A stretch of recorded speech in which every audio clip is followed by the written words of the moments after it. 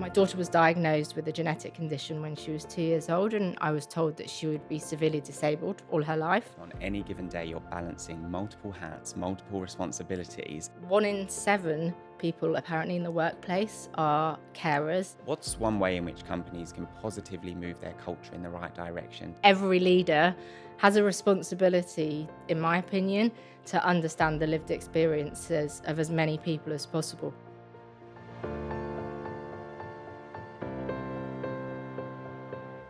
Caroline, I'm so excited for this conversation. Thank you for pulling up a seat. A&O Sherman Voices for Change.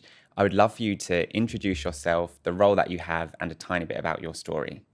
Of course, thanks, Justin. So I'm Caroline Withers. I am Legal Director at Virgin Media O2. As Legal Director, I'm responsible for the legal support to our commercial activities. I've been there for 18 years, so it's really hard to say Not that so I've much been of a newbie somewhere anymore. for nearly 20 years. Worked with A&O Sherman on a number of things recently. So yeah, great to be here. Thank you. I think it's fair to say you've had an intense couple of weeks, and that is a great segue into an important conversation we're having today.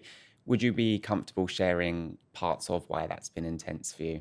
Yeah, sure. So I'm a parent to 2 children. My daughter Dottie has some fairly complex medical needs at the moment. The biggest of those is epilepsy. My son is autistic. Like many parents, I'm constantly juggling, trying to maintain a professional life, full-time job, and run a family and a home. And this week, as you said, has been tough. And apologies for the constant back and forth on scheduling and whether I'll be able to make it, because my daughter's epilepsy has been, making itself known to us. I can imagine that it's tough when you're busy leading a very important function within a business. You're also prioritizing being a parent and a caregiver to a child. Could you set the scene for that and talk about some of those harder hitting stats that we discussed way back when we prepped for this podcast? Yeah, absolutely. I think one thing that I have learned from my experience of being a parent carer, I'm also neurodivergent, that has given me a perspective that I didn't have before having kids, frankly, which is that there's so many people in the workplace who are carrying invisible loads as well as their day jobs. I am constantly trying to deliver my role, which is really, really busy. I mentioned to you when I walked in here, I have to have my phone with me at the moment at all times. So I will be sort of in a state of hypervigilance always. No matter what I'm doing, I'm thinking about work, but I'm also conscious that my phone might ring at any minute and I might have to cut and run and dash and run out the door. And I'm really lucky at Virgin Media O2 in that I have some amazing colleagues who support me and understand that. But in terms of the statistics, 1 in 7 people apparently in the workplace are carers. Not all of them will identify that to their business, either because they might not think of themselves as a official carer. You're unpaid, you do this as part of your life. 44% of people will eventually leave their role because of their caring responsibilities. That does disproportionately affect women, unfortunately, more than men, who are often in a parenting role, but also in a general caring role, more likely to take on that burden. So there's a big intersectionality sort of issue with more women leaving the workplace for that, or having additional loads and burdens to carry. One of the interesting things you said there that I want to pick up on is, for many, it's something they choose not to or feel uncomfortable disclosing to their workplace, when actually the point you made is, on any given day, you're balancing multiple hats, multiple responsibilities, and the feeling of not being able to disclose that, or to secretly be checking your phone in your pocket and not having it visibly on the table. What made you want to take the step to disclose to Virgin Media O2 the flexibility you need in being able to positively contribute to an organisation, whilst also not wanting to reduce or diminish the very important role you have as a mother? It's a great question. I think it comes down to the culture of the business that I work in, which genuinely I think that we do a good job. Obviously, it can always be better. And I think people's individual experiences, no matter where they are, will always come down to their line manager and the experience of the people around them. And I've always had amazing support, as I've said, from my line manager. My team that work for me as well are so supportive. As soon as they know that I might be in a period where my daughter's seizures might be more frequent, everyone gathers around and supports me. I will just almost drop one word on a WhatsApp as we're piling into the ambulance. Dottie's had a seizure, and everyone immediately says, "We've got this. Don't worry. Don't think about work. We'll take anything on, and just let us know how you're doing." I think I'm very lucky. I'm also very privileged in that I've got a position and a role where I can put my phone on the table and not have someone judge me for that. So I think that's why I'm sort of passionate about talking about these experiences, because I think the more that they can be normalised for everyone in the workplace, the more the workplace becomes a place that supports the reality of people's lives. I couldn't emphasize that more. And I'm sure some people listening may think it's an easier concept to grapple with because you're senior within the business. And with that comes a greater level of autonomy to be able to have your phone out if it's your phone, or to be able to duck away from a meeting quickly. For those that perhaps have not yet reached that level of service or that level of seniority that internally struggle with being able to do that, what's one way in which companies can positively move their culture in the right direction to say, actually, this isn't about your job title. It's not about years service, the position you hold. This is an issue that can impact anyone, and everyone should be treated in the same way.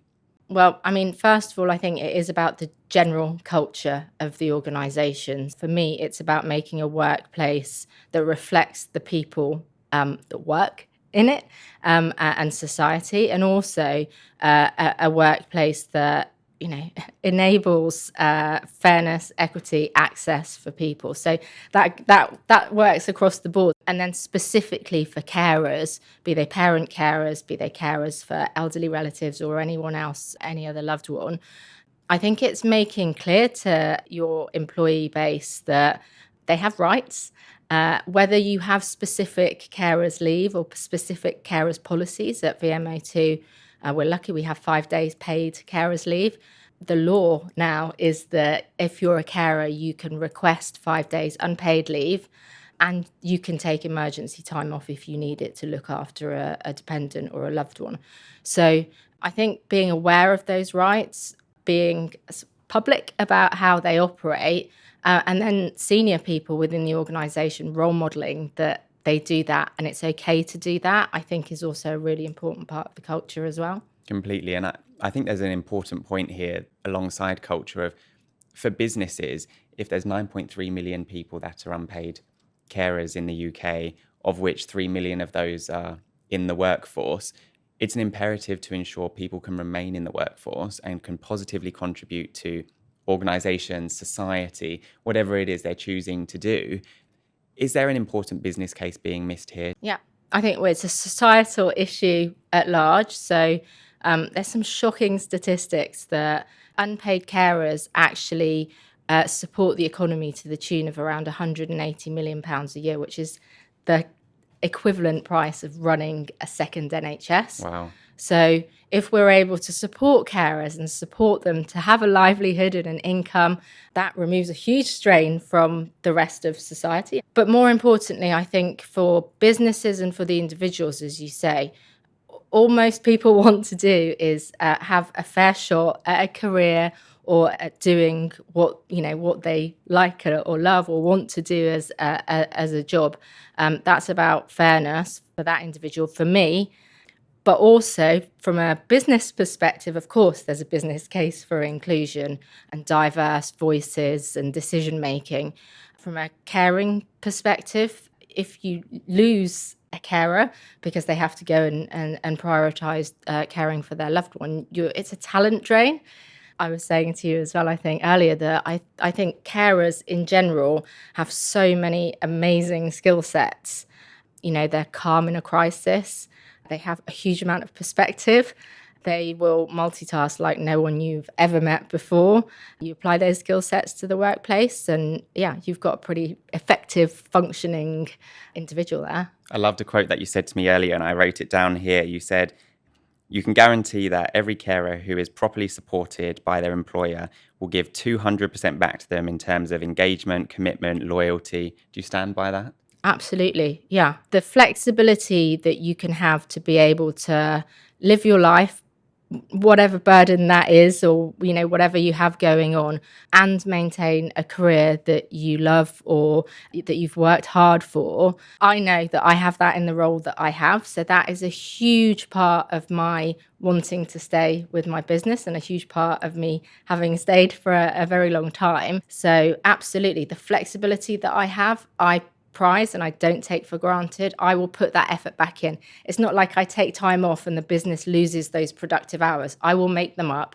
I will make sure that I deliver my job because my job is part of who I am and what I enjoy doing. Totally. And I think what this encapsulates to me is the conversation has evolved into being a responsible business. And what you're touching on there covers so many different pillars of that for us, A&O Sherman, as an organization. So when we talk about responsible business, it's inclusion, well-being, social impact, sustainability, of which there's so many intersections for what you spoke about there. It's not just an inclusion conversation, it's also a well-being conversation of how are you set up for success to thrive within your organization? How are organizations giving back in terms of their social impact and the voluntary charitable giving that they can do outside of work? I'm really interested in the small everyday things that organizations who are listening to this podcast can do, implement, or consider adding to a policy that sets people and caregivers in particular up for success. What's some of the small everyday things organizations can do or change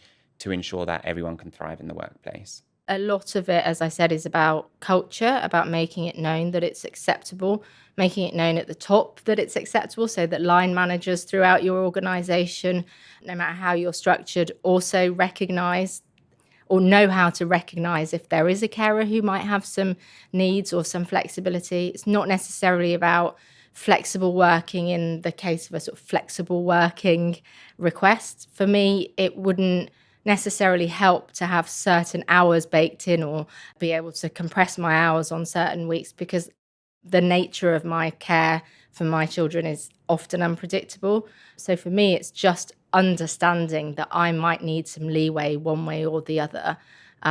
You could go down a legal route and say it's the right of your employee to do X or Y or Z. But I think just from a human fundamental point, it is just being human about recognizing when someone needs care, support themselves, and someone might need a bit of extra flexibility.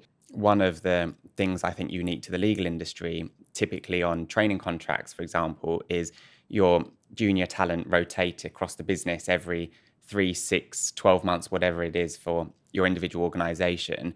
One of the things I've seen firsthand here that has been really successful, it's not a new initiative, but it's one that keeps on thriving, is having an adjustment passport or whatever terminology you want to use. One of the barriers I see, particularly for junior level colleagues, is the burden of when you rotate, having to start those same conversations every time you're rotating. You're building rapport with new line management. You don't quite want to have that initial conversation. Something simple like a passport that travels with you around the firm and automatically, in a confidential manner, is sent and shown to your line management or your vertical level HR teams. It removes that barrier of having to every 6 months have that frequent conversation that you've already had way back when.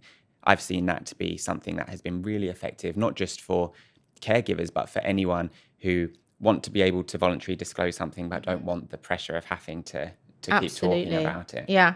And that applies equally. So carers passports within Virgin Media O2, we have disability passports, so you don't have to keep disclosing potentially sensitive health information to new line managers on a sort of repeat basis.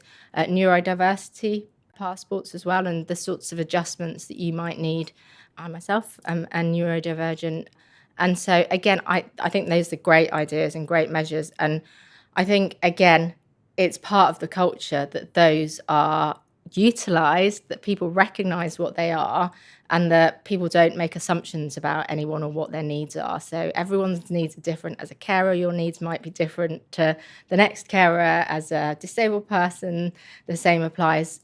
I think that's part of unlocking the conversation, which is, again, as simple as, what can I do to support you? What do you need to give your best here? Or what do you need? What support do you need to be able to perform? It's a fairly simple question. And if people can feel safe in responding honestly to what they do need, then you've got someone who is able to perform and you've unlocked that talent. If I can ask for a piece of advice, let's say there's someone junior watching this who's about to start a job or about to transition into a new role within a new team, and they're really struggling with wanting to disclose or talk about any issue that they may need extra support for in the workplace. What's one thing you've learned from your career, or one piece of advice you would give for that junior struggling to think, what's best for me in this situation? How do I navigate the politics and nuances of new teams? I don't know if at A&O Sherman you have employee resource groups and networks. We do, some very big ones. I'm sure. So I would say find your tribe, find your crowd, look up the relevant network. They're always brilliant resources, safe spaces, and you can have conversations with people who have been in similar situations, and you can ask them, what's your experience? How did you approach this? And you can take from that what you will. Not everyone will want to approach things in the same way. But I think knowing that there are other people in your organization like you makes you feel more comfortable and more confident. One of the things I find really beneficial of affinity groups, employee resource groups, is because here at A&O Sherman, I guess, and I'm assuming elsewhere, they're open to everyone, as an ally or just someone with an interest in wanting to learn more, spark conversation, or think, how can I show up in a better way for everyone else? Often attending those meetings for me means I don't have lived experience, but by learning through osmosis or hearing people's stories, it enables me to be a better individual, colleague, friend, whatever that is, and put myself in the shoes of other people. 100%. I say this all the time. Every leader has a responsibility, in my opinion, to understand the lived experiences of as many people as possible, because you don't know what you don't know until you hear it. And some of the events that you go to and the lived experiences that you hear, they make you really think and challenge yourself in terms of some of the internalized, maybe, prejudices that you've had just from society. My example of this, and I do use it all the time whenever I talk internally at VMO2, is that I was told that my daughter was diagnosed with a genetic condition when she was 2 years old, and I was told that she would be severely disabled all her life. And I hated that. I hated the word disabled. I hated being told that my daughter was disabled. And I couldn't put my finger on why I loved my daughter, but I couldn't put my finger on why I hated that concept. And when I really thought about it, I realized it was shame. It was ableism, that I didn't want to have a child who's disabled because I was afraid of how society would view me. And I joined our disability network, and I joined it as a senior sponsor without any kind of understanding of many of the concepts. And the first thing that I learned about was the social model of disability, which I'll try and articulate it the best I can, which essentially says that a disabled person isn't disabled by their condition or anything to do with their body or the way that they present. They're disabled by society and the barriers that society puts in their way. And that thinking completely flipped me on my head in terms of how I approach my daughter. So I realized there's nothing wrong with her. What's wrong is the society and the world around her that wasn't built for her, that wasn't built for disabled people in general. And that's what made me want to do whatever I could to change that.